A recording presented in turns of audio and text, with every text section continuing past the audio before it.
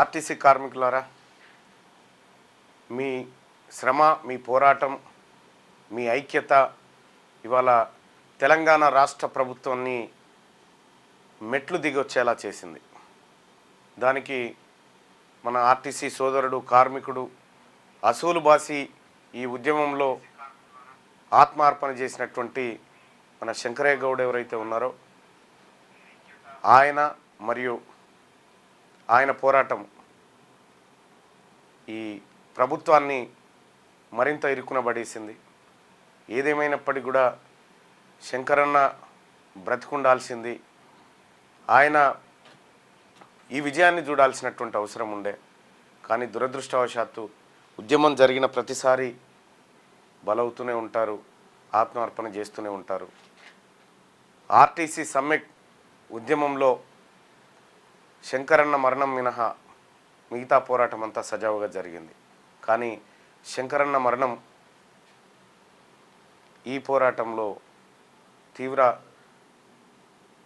గుండెకోతను మిగిల్చింది. ఆయన కుటుంబానికి ప్రగాఢ సానుభూతిని తెలియజేస్తూ ఉన్నాం తెలంగాణ రాజ్యాధికార పార్టీ నుంచి.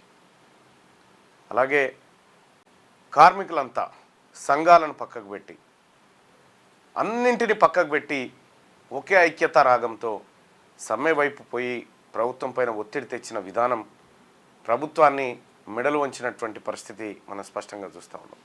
కాబట్టి సోదరులారా, ఏదేమైనప్పటికీ కూడా కొంత ఆర్టీసీ కార్మికుడైనటువంటి శంకరన్న కుటుంబానికి అన్యాయమే జరిగింది. అలా జరగకూడదు ఏ ఆర్టీసీ కార్మికుడిని కూడా. ఒకవేళ ఈ సమ్మెలో ఈ ప్రభుత్వం దిగిరాకపోతే మరిన్ని శరీరాలు ఆత్మార్పణం చేసేటువంటి పరిస్థితి ఉండే.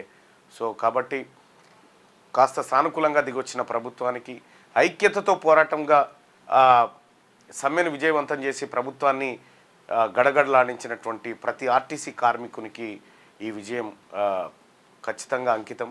మరీ ముఖ్యంగా శంకరన్నకు ఈ విజయం అంకితం కావాలి.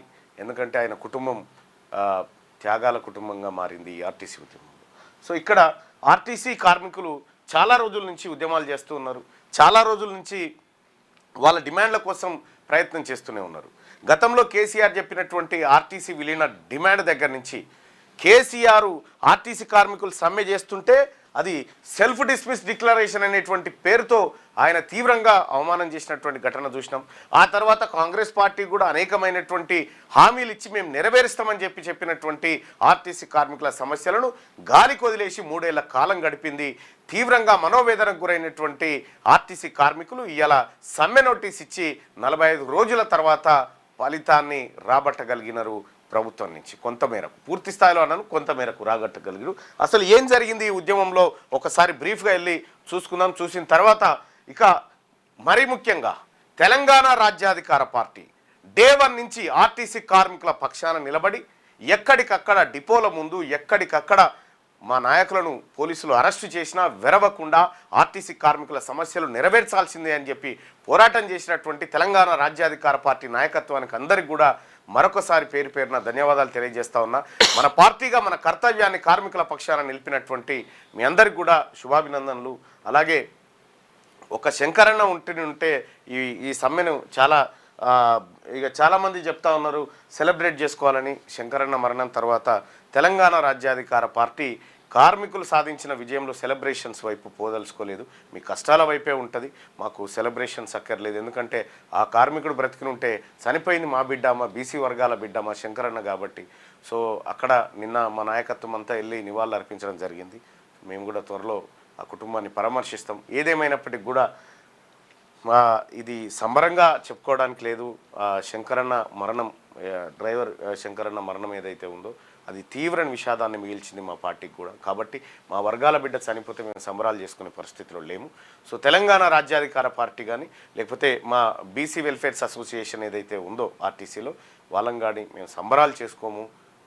కానీ ఒకటైతే నిజం, ఆర్టీసీ కార్మికులు విజయం సాధించవచ్చు. కానీ ఈ విషాద ఘటన మా కళ్ళ ముందున్న తర్వాత మేము అవి చేసుకోవడానికి సిద్ధంగా లేము. గట్టిగా ఒకసారి చారిత్రాత్మకమైనటువంటి అంశాలు చూద్దాం.